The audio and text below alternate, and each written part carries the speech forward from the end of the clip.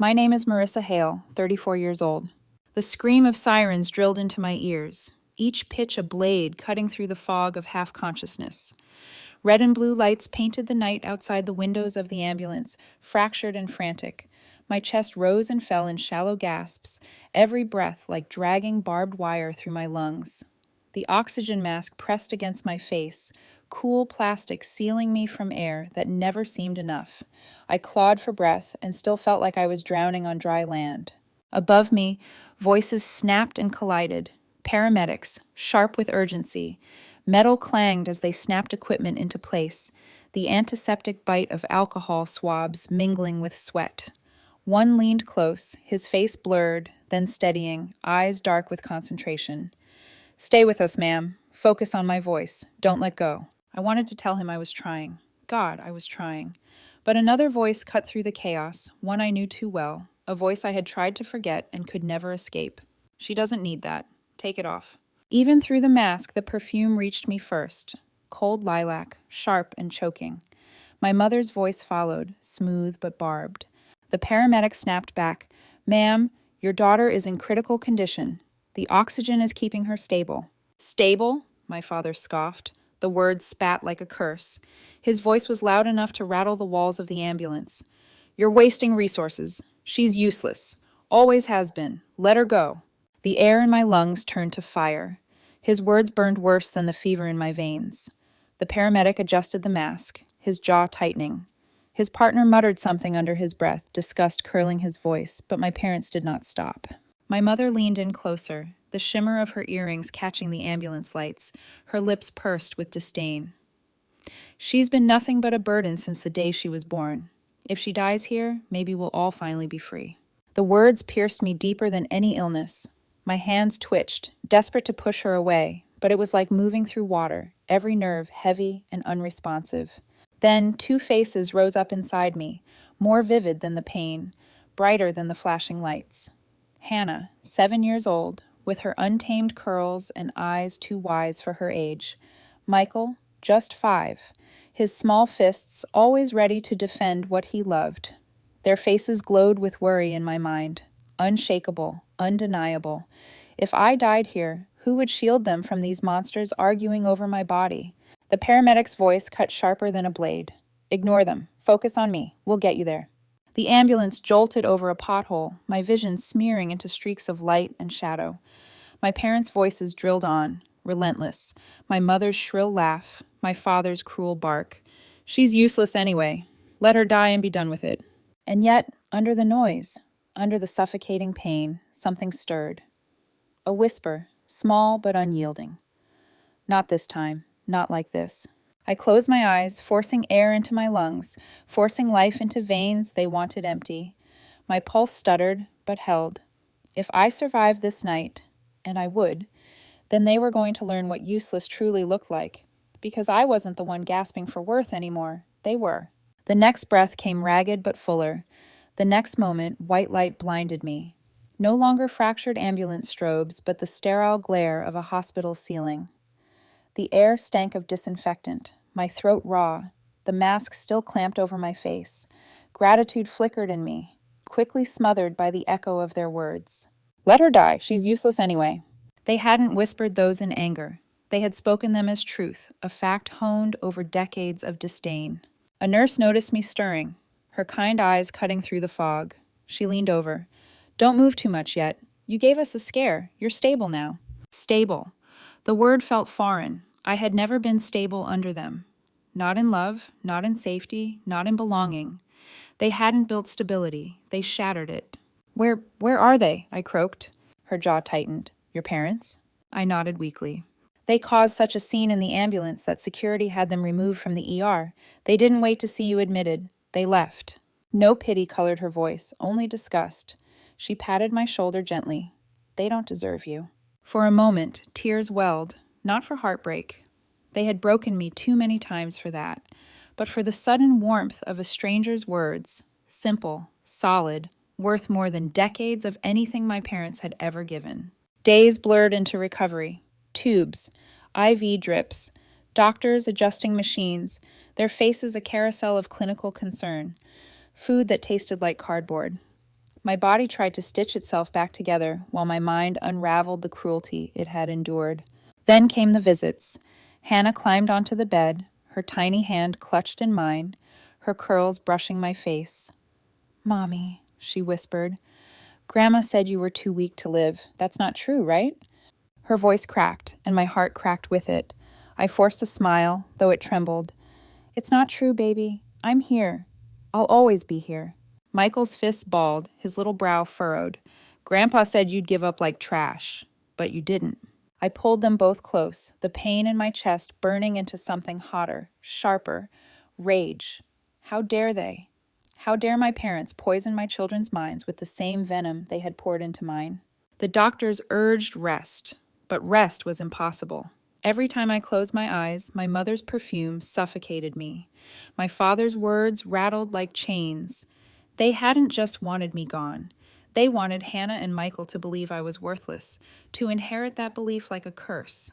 The thought jolted me more awake than any IV drip. I would not let their lies shape my children. I would not let them win. So when the discharge papers came, I didn't crawl home to collapse in bed. I went home to plan. The neighborhood already buzzed with whispers. Neighbors had seen the ambulance, the scene, my parents storming out of the ER spitting venom. In small towns, gossip spreads faster than blood and water. Even strangers carried disgust in their eyes. At the grocery store, a cashier leaned in, voice low but sharp. "You're the woman they tried to kill in the ambulance, aren't you? Everyone's talking about it." At first, shame clawed at me, the urge to shrink into invisibility. But then I realized their arrogance had already set the fire. They couldn't stop themselves from parading their disdain, and now the world had seen it bare. Still, gossip was not enough. My parents had always built their empire on reputation. Flawless, charitable, admired. If I wanted real revenge, if I wanted justice, I had to take what they prized most and drag it through the dirt of truth. The opportunity came swifter than I expected. A glossy envelope slid into my mailbox, embossed and self-congratulatory. A fundraiser gala, my parents' names etched in gold across the top, their stage, their kingdom, their celebration of power. I traced the letters with my fingers, my breath steadying. They thought the night would belong to them. I decided it would be mine. They called it recovery, but for me, it was a slow, deliberate unpicking of wounds, of habits, and of histories that had been stitched over with polite lies. The monitors beeped a steady rhythm as I sat propped on the couch while Hannah colored in a book and Michael built towers that always leaned toward the window. The IV lines were gone, but the ache remained, not just in my ribs, but lodged behind every memory my parents had ever tried to rewrite. Neighbors stopped by with casseroles and awkward sympathy. Some people averted their eyes. Some lingered with questions too sharp to be kind. "Are you sure you want to make trouble?" one woman asked, as if the truth were trouble you could package and return. The cashier's whisper in the grocery store hummed in my ears like a terrible lullaby. "They almost let you die." Everyone was talking. I turned that talk into work.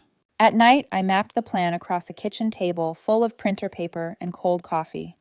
I made lists, witnesses, documents, dates.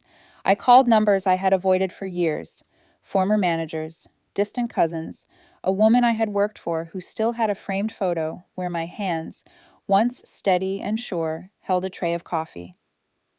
I spoke to people softly, not with the rawness of a fresh wound, but with the steadier voice I used when Hannah came to me, afraid of thunder. "You don't have to answer now," I told one man who had shut his doors to the family out of fear. "If you remember anything, call me." Memory opened in small, stubborn places. I remembered an 8th birthday cake tilted and ruined because my parents decided a neighbor's daughter should have the best party, and my joy was surplus. I remembered a job interview where my father had called the employer mid-hire to remind them of family reputation, and the job evaporated before I had signed. These weren't cinematic confessions. They were small cruelties sewn into a life, so I had learned to expect them, like rain in March. But they added up. They explained the way my mother's compliments always hovered a half step from contempt, and why my father's pride felt like a ledger of debts I could never pay.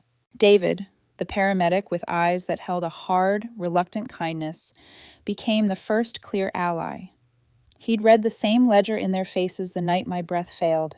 He had shown up at the hospital the next morning, not in uniform but in plain clothes, hands shoved into the pockets of a jacket that had seen too many calls.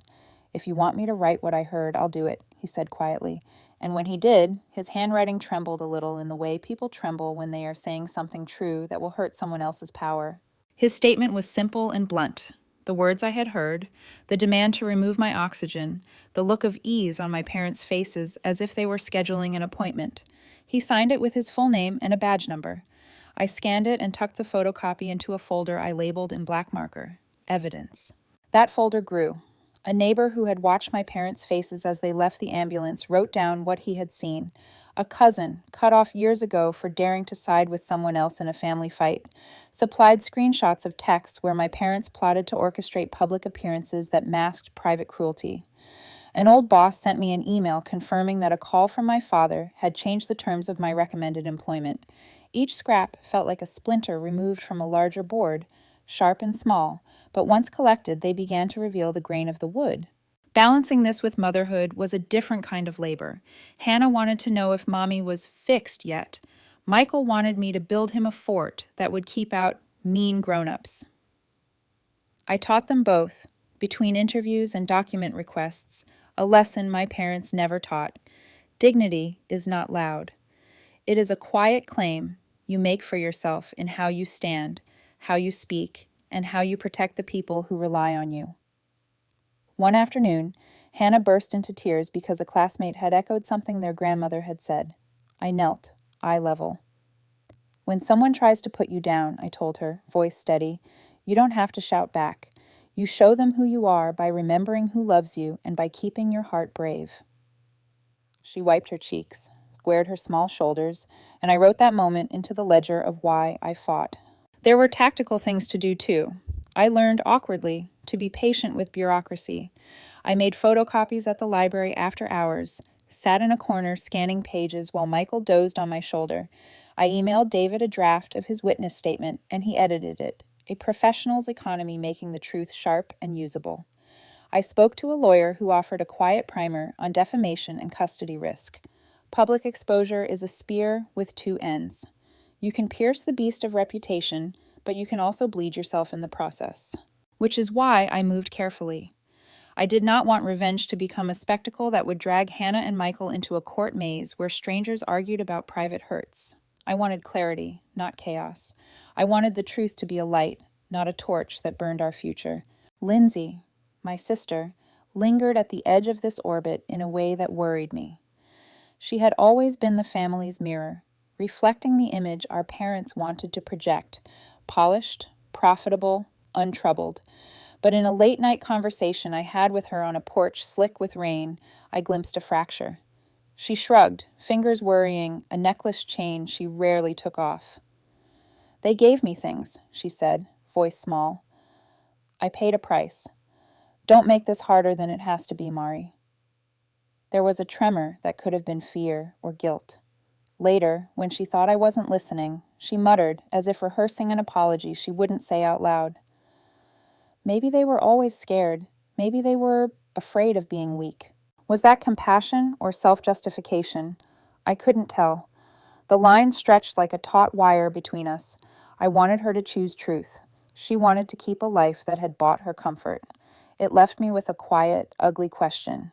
Would she stand when the lights came on, or would she step back into the shadow of the family facade? By late summer, the folder was thick. David's signed statement was at the front. Behind it were witness notes, email threads, a printed string of gossip that suddenly looked like corroboration, and a stack of medical reports showing the sensitivity of the night in question. I had a copy of the ambulance call log, a neighbor's time-stamped photo of my parents storming away, and a typed affidavit from another nurse who had witnessed the scene from the ER corridor. The Gala invitation had sat on my table for a week, the edges glossy, the names in that same elegant script. It was their ritual, their perfume, their stage. I had paused over it more times than I could count, feeling the old urge to hide and the new, fiercer urge to step into view. The plan crystallized not as a shout, but as a carefully set action. Bring the facts into the place they had built to display themselves. Allow the air to carry the truth where their reputation could not smother it. I folded the folder and slipped it into a bag, feeling the weight of paper like an omen and like a weapon. Hannah pressed her cheek to mine. "Are we going to the party?" she asked, trusting me entirely. I kissed the top of her head. "We're going to a place where people will see the truth," I said. My voice didn't tremble. Outside, the evening air tasted of rain and possibility. I thought of the little rituals that had kept me alive. David's steady eyes, the nurse who said I deserved better, the neighbor who signed his name on a piece of paper. Alone, these were whispers. Together, they were a roar building toward a single night where the chandeliers would not outshine what was real. I had gathered witnesses. I had collected proof. I had steadied my children. The next step was simple in its cruelty and its logic. Go to their kingdom and ask the world to see. The night of the gala arrived wrapped in a thin sheen of rain, the kind that slicked marble steps and left perfume clinging sharper than usual. My children's hands were small and warm in mine, their trust grounding me as the world of chandeliers and silk gowns rose before us. Inside, the ballroom glimmered. Crystal chandeliers spilled light like liquid across polished floors, and the air buzzed with polite laughter and the clink of glasses. My parents stood at the center of it all. My mother in a silver gown that caught every glint, my father in his tuxedo shaking hands with the practiced ease of a politician. Their smiles shone bright, brittle at the edges, as if nothing ugly could penetrate the glass palace they'd built. I paused in the doorway, my bag heavy with the folder of documents. Hannah's curls brushed my arm as she pressed close. Michael squeezed my fingers until they ached. Around us, gasps broke through the air like glass shattering. "That's her," someone whispered. "The daughter, the ambulance one." The words circled like vultures. My parents' eyes found me, and in an instant their practiced charm flickered. My mother's hand froze mid-wave, her pearls rattling as though they too sensed the tremor beneath. My father's jaw tightened, teeth grinding behind a smile that no longer looked human. Lindsay hissed at their side, her eyes darting like a cornered animal. "What is she doing here?" I stepped forward, the click of my heels swallowed by the carpet but echoing in my chest like a drumbeat. My children walked with me, their small shoulders squared, their presence more powerful than any speech I could give. The murmurs sharpened into questions. "Is that the daughter they said was a burden?" "Didn't they?" The sentence never finished, but the unfinished words hung heavier than the chandeliers. My father tried to recover, his laugh booming too loud. "Ah, our daughter. We're so glad she could join us tonight. Everyone, family first, right?" My mother chimed in, her voice dripping with sugar. "Yes, of course. She exaggerates sometimes, but we love her dearly." The crowd shifted uneasily, their admiration souring. My heart pounded. This was the moment I had carved from fear and rage, the moment that would not be given back. "Love," I said, my voice carrying clean and sharp. "You call it love when you begged paramedics to rip the oxygen mask off my face? You call it love when you said, 'Let her die, she's useless anyway.'" Gasps rippled through the ballroom. Glasses halted midair. Every smile faltered. My father barked, "She's lying. Don't listen to her." I reached into my bag, my fingers brushing the edges of truth collected on paper. I pulled out the first sheet and handed it to the nearest guest. "Not lying. Documented. A signed statement from the paramedic who saved my life. He wrote every word you spoke, and he's ready to stand by it." The man read aloud, voice trembling as though he'd uncovered a crime scene. Heads turned toward my parents, eyes sharpening into blades of judgment. I pulled out another page. Medical records, ambulance reports, each one a nail driven into the coffin of their reputation. This isn't just my memory. This is fact. My mother clutched her pearls so tightly they cut into her skin. "We were upset. We didn't mean—" But Hannah's voice cut her off, piercing the crowd like a child's clear bell. "Grandma said Mommy was weak and should just die. Grandpa said she was trash." The silence that followed was heavy, absolute. No chandeliers could glitter it away. Lindsay's face drained, her carefully painted facade cracking. For a heartbeat, I thought she might step forward, might defend them. Instead, she turned her face to the ground, shame flooding her cheeks. The whispers turned into condemnation. "Monsters!" someone hissed. "I can't believe I respected them." A businessman slammed his glass down with a thud. "I won't work with people like you."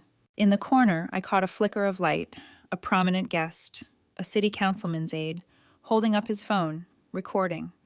My parents' perfect empire, collapsing live into the hands of anyone who cared to share it. There would be no controlling this narrative now. I could have stopped. I could have left with my children, satisfied that truth had drawn blood, but I wanted them to feel the weight of their own cruelty. You built this life on reputation, I said, my voice steady, on people believing you were generous, admirable, but this is who you really are, people who would rather bury their daughter than face the truth. Gasps turned into murmurs, murmurs into disgust. Guests recoiled, some openly jeering, others shaking their heads. The crowd no longer belonged to them. My father's face blanched, his booming voice gone to ash. My mother's silver gown shimmered like armor that had been pierced. They stood in the center of the storm, their empire of pride collapsing one whispered word at a time. I didn't stay to watch them drown. I took Hannah and Michael's hands and walked out into the night. The rain had stopped, the air sharp and clean, a breeze that felt like the first real breath I'd taken since the ambulance. But as I pulled my phone from my bag, a vibration rattled through me. A message, unknown number, glowing on the screen. You've made a mistake. You don't know everything. Watch your back. My pulse quickened. Victory tasted sweet, but the aftertaste was already bitter. The night was not over. The truth had burned their kingdom down, but fire always leaves embers, and embers can still ignite. Morning light slipped through the blinds, fractured and pale. My phone buzzed nonstop. Texts, voicemails, messages from numbers I didn't recognize. The Gala confrontation had spread faster than I could have imagined. Someone's recording was already circulating online, whispered into every group chat, reposted with captions that cut sharper than knives. Parents beg doctors to let daughter die. I sat at the kitchen table, Hannah eating cereal beside me, Michael trying to build a Lego tower that leaned dangerously. Every few seconds, my phone lit up again. Headlines trickled in. Respected couple questioned after daughter's accusation. Gala turned sour. The empire they had built with handshakes and manicured charm was crumbling in real time. But ruin is never silent. By noon, I received the first call from a lawyer's office. The man's voice was smooth, practiced, dripping with polite threat. My clients are deeply distressed. They are considering defamation proceedings, and you may want to think carefully about custody, given the instability you've publicly demonstrated. Instability. The word coiled around my throat like a rope. I hung up before my voice could betray fear, but inside my chest, panic roared. They weren't finished. They would claw back, even if it meant dragging Hannah and Michael into their battlefield. I forced myself to breathe. I had evidence. I had truth. But truth is fragile when filtered through power and money. The community's reaction was a storm of its own. Some neighbors avoided eye contact, uncomfortable with scandal bleeding into their quiet lives. Others offered awkward sympathy. A few, emboldened, dropped notes through my door. We heard them that night. We're with you. One evening, as rain tapped against the window, David, the paramedic, visited. He looked worn, like he had aged years since the ambulance ride. He placed a second document on my table. I'm willing to testify if it comes to that, he said, his jaw tight. But you need to know. They've been making calls, asking questions about me. They'll try to ruin me too. I saw it in his eyes, the weight of a man torn between loyalty to the badge and loyalty to the truth. I thanked him, and when he left, the silence in the house felt heavier than any siren. That night, I sat with the folder spread out before me. Witness statements, medical logs, screenshots, an arsenal of paper. But in the pile, one document stood out, something new, something I hadn't expected. An envelope slipped into my mailbox earlier that day with no return address. Inside, a copy of a financial ledger. Lines of numbers, transactions marked under charities my parents had boasted about. But the math didn't add up. Funds redirected, donations looped back into personal accounts. The air around me chilled. It wasn't just cruelty they were hiding, it was corruption. I thought of the councilman's aide who had recorded the gala. If this ledger reached the wrong eyes, it wouldn't just be family reputation at stake. It would be legal, criminal. But exposing it came with risk. Was I ready to detonate a bomb that could ripple beyond my parents and scorch anyone nearby? Lindsay complicated everything. My sister called me late, her voice small, trembling. They've They've offered me money, she confessed. To stand by them, to say you're unstable. It's a lot, enough to secure my future. Are you going to take it? I asked. Silence stretched long. Finally, she whispered, I don't know. They raised me too, Marissa. They made me believe loyalty was survival. I wanted to scream. Instead, I swallowed the anger and asked, Do you believe them, or do you believe me? Her breath cracked through the line. I believe you, but believing you means losing everything I've ever known. Then the call ended, leaving me with the taste of betrayal that hadn't yet happened, but already burned. Days blurred into skirmishes. Another witness called to say she'd been approached by a man in a suit, pressured to retract her statement. Fear trembled in her voice. I can't lose my job, Marissa. I have kids. One by one, the voices I had gathered began to waver, some falling silent altogether. At night, I lay awake, the smell of lilac perfume haunting me, the ledger's numbers etched into the dark behind my eyelids. My parents weren't just trying to silence me. They were trying to erase the entire record of who they were, replacing it with their carefully painted lie. One evening, Lindsay appeared at my doorstep, soaked from rain, her mascara streaked. She shoved a folder into my hands. Don't ask me how I got this, she said, her voice shaking, but you need to see it. Inside were more documents, emails between our parents and their lawyer, discussing ways to manipulate witnesses, to funnel money, even to discredit David. The words were sharp, clinical, merciless. They were building a counterattack. Lindsay's eyes glistened. If I side with you, I lose their money. If I side with them, I lose my soul. I didn't answer. The choice wasn't mine to make. Later that night, my phone buzzed again. A blocked number, a voice I didn't recognize, low and cold. Stop digging, or your children will know what real loss feels like. The threat slithered into my bones, colder than any hospital ceiling glare. My fingers tightened on the phone until my knuckles whitened. For the first time since the ambulance, I felt a fear that could break me. Not for myself, but for Hannah and Michael. I stared at the ledger, at Lindsay's folder, at the evidence piled around me like fragile armor. Truth had become both weapon and target. And now, someone was aiming back. The days after the threat felt stretched thin, every shadow too long, every sound too sharp. I kept Hannah and Michael close, walking them to school myself, double-checking every lock on the doors at night. Fear is an anchor, but it can also be a blade. It carves your priorities down to bone. Mine were clear: protect my children, and end this war my parents had started. The ledger lay open on the kitchen table, numbers like quiet screams. Lindsay's folder sat beside it, her eyes still haunting me from that night on the porch, torn, trembling, and yet finally choosing to hand me truth. My parents had built their empire not just on cruelty, but on theft disguised as generosity. They hadn't simply tried to erase me. They had been erasing anyone who stood in their way for years. A reporter called first, hushed and urgent. We've seen the video from the Gala, but what you're holding, the financials, that's bigger than scandal.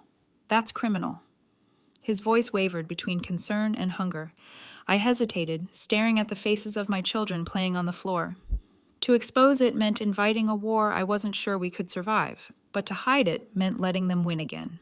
David came by one evening, his hands rough, his eyes weary. He laid down his final promise like a vow. If you go public, I'll testify, whatever it costs me. His loyalty was not casual, it was chosen, and choice matters more than blood. When the story broke, it wasn't whispered gossip this time. It was headlines. Charity funds misused. Respected couple accused of fraud. Their kingdom of glass shattered, each headline a shard reflecting their real faces. The backlash was swift. Business partners withdrew. The city launched an investigation. My parents hired lawyers, spinning tales of persecution, of lies concocted by a bitter daughter. They called me unstable, ungrateful, unfit. For a moment, the world tilted, and I feared people would believe them. But then the documents surfaced, undeniable in their ink and numbers. And Lindsay, my sister, once their mirror, stepped forward. She appeared at the press conference, her voice shaking but steady enough. I defended them for years. I believed loyalty was survival, but I can't defend this. Not anymore. The room gasped. In that moment, she wasn't their jewel, she was her own person, and she had chosen conscience over comfort. It should have felt like victory, but victory is never clean. Sitting across from my parents in a sterile mediation room weeks later, I saw not monsters, but aging people clinging to control like drowning swimmers to driftwood. My father's hair had grayed more in those weeks than in years. My mother's hands trembled as she folded them on the table. "You ruined us," she hissed. "No," I said softly. "You ruined yourselves. I just stopped hiding it." For a moment, I saw something flicker in her eyes, regret, or maybe just the ghost of it. My father looked away, his jaw clenched. There was no apology, only silence heavy with the weight of everything unsaid. The legal storm dragged on. Assets were frozen. Investigations unfolded. Some friends cut ties with me, uncomfortable with the mess. But others stepped closer. Neighbors who offered rides for Hannah and Michael. Strangers who sent letters of support. David who stood by his testimony even as it cost him promotions. Through it all, I had to choose not vengeance, but survival. Not endless war, but a life beyond it. One night, as autumn leaves scattered across the yard, I tucked Hannah and Michael into bed. Hannah whispered, "Mommy, does this mean we're safe now?" I brushed her curls back and kissed her forehead. "Safer than before," I said. Not a promise of perfection, but of progress. Later, alone in the quiet, I opened the window and let the night air wash over me. It carried the faintest trace of lilac, my mother's perfume, once suffocating. But instead of choking me, it drifted past, fading into nothing.